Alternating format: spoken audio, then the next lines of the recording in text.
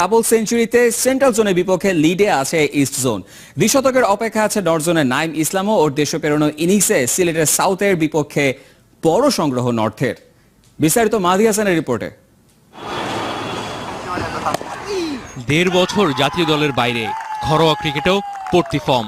BCL এর মঞ্চে সেই লিটন কুমার দাসই খারাপ সময় ভুলিয়েছেন ডাবল সেঞ্চুরি হাঁকিয়ে।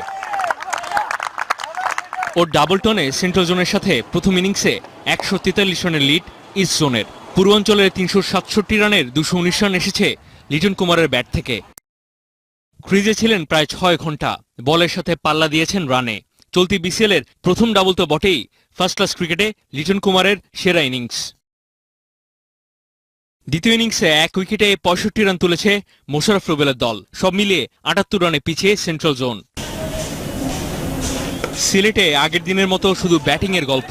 সাউথের সাথে ৭ উইকেটে ৪৭৪ রান তুলেছে নর্থ জোন। লিটনের দেখানো পথে নাইম ইসলাম ১৭৬ রানে আনবিটেন আছেন এই অলরাউন্ডার। মাহাদি হাসান, ৭১।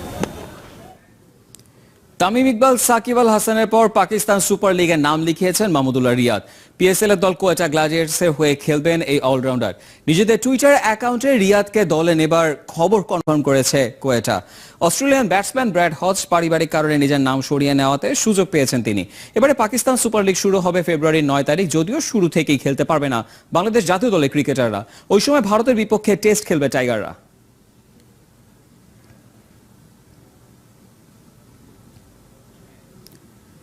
আস্তে আস্তে সুস্থ হয়ে উঠছেন টেস্ট ক্যাপ্টেন মুশফিকুর রহিম। শনিবার কিছু সময় ব্যাটিংও করেছেন।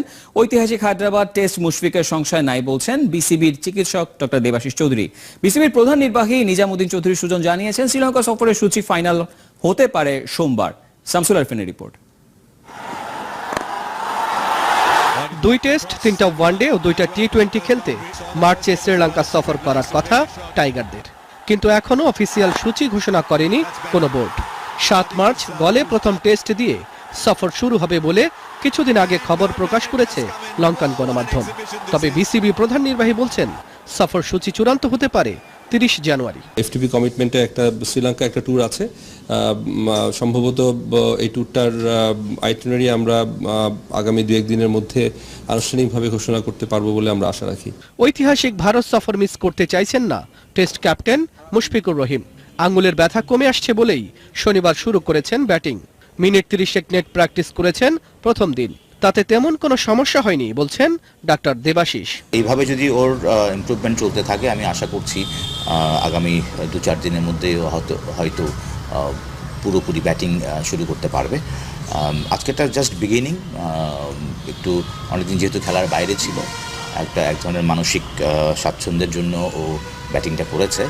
আর আজকেও ফিজিওথেরাপি হয়েছে, আমরা ফিজিওথেরাপি চালিয়ে যাব এবং এক্সারসাইজগুলো চালিয়ে যাবে এবং এখন পর্যন্ত উন্নতি গ্রাফ খুবই সন্তোষজনক। ভারতে একমাত্র টেস্ট শুরু হবে ৯ ফেব্রুয়ারি। টাইগাররা হায়দরাবাদ পৌঁছাবে ফেব্রুয়ারির ২ তারিখ। শামসুল আরিফিন, ৭১। ঢাকার নবাবগঞ্জে চুরাইন সাংস্কৃতিক সংঘের আয়োজনে অনুষ্ঠিত হয়েছে ব্যাডমিন্টন টুর্নামেন্ট। শনিবার রাতে চুরাইন তারিণী বাবা উচ্চ বিদ্যালয় মাঠে অনুষ্ঠিত হয় এই টুর্নামেন্ট। এ সময় গালিমপুর শাহাদ নবীন সংঘ ২-০ গেমে পরাজিত করে বেনুখালী বিজিসি ক্লাবকে। টুর্নামেন্টে উপস্থিত ছিলেন ঢাকা ১ আসনের সংসদ সদস্য অ্যাডভোকেট সালমা ইসলাম, সাবেক এআইজিপি শহীদুল্লাহ খান, মুক্তিযোদ্ধা আলতাফ হোসেন মোড়ল, ৭১ টেলিভিশনের প্রধান বার্তা সম্পাদক শাকিল আহমেদ সহ অনেকে। ম্যাচ শেষে বিজয়ীদের হাতে পুরস্কার তুলে দেন অতিথিরা।